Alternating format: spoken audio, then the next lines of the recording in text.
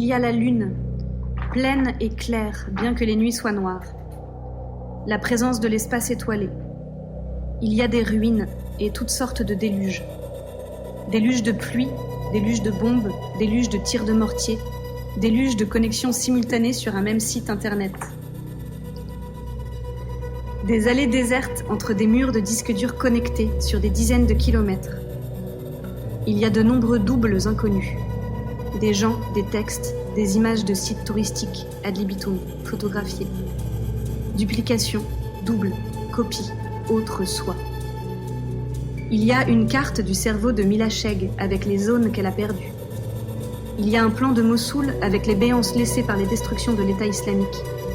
La tombe du prophète Jonas, son explosion, un effondrement. La poussière. Mais une poussière amoureuse. Les collections du musée d'art et d'histoire de Mossoul et les vestiges millénaires de Ninive. Il y a une carte de la cité antique de Ninive avec les plans de la bibliothèque d'Assurbanipal. Les cartes du cerveau de Mila Sheikh, de Mossoul, de la cité antique de Ninive et de la bibliothèque des derniers empereurs assyriens sont superposées. L'hippocampe du cerveau de Mila Sheikh sur la carte coïncide avec les plans de la bibliothèque d'Assurbanipal. Il y a du sable, de la pierre blanche, des chiffres, de la poussière, des spams, des écritures cunéiformes et de l'encodage binaire, des ordinateurs quantiques, les valeurs 0 et 1 superposées, à la fois 0 et à la fois 1, des écrans, avec de l'info en continu et en superposition des bandeaux délivrant comme un fleuve au débit régulier d'autres informations. Dans les images, souvent de la fumée, de la poussière, des cendres, puis des publicités colorées. Il y a des sols argileux, des galeries souterraines. Le son des déluges d'hiver nous parvient, étouffé, lointain. Gardien de ces galeries souterraines, on remarque la présence de taureaux androcéphales ailés et d'un homme et d'une femme au corps de scorpion. Une publicité pour la compagnie d'assurance Banipal, dont le slogan mis joyeusement en chanson est « Il assure Banipal ».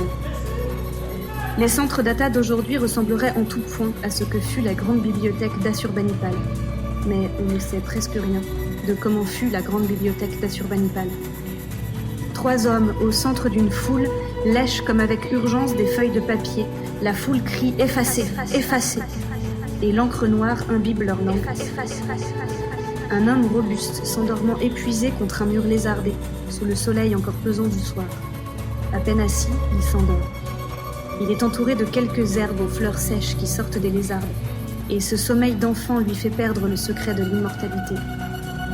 Entre les pierres, la chose s'écroule, et près de lui s'additionnent les petits pains dans lesquels la femme d'Utnapishtim, le sage qui connaît la vie éternelle, a tracé, en les entaillant, le nombre de jours et le nombre de nuits qu'il passe là, à dormir, à respirer longuement, à frémir, à perdre l'occasion de l'immortalité.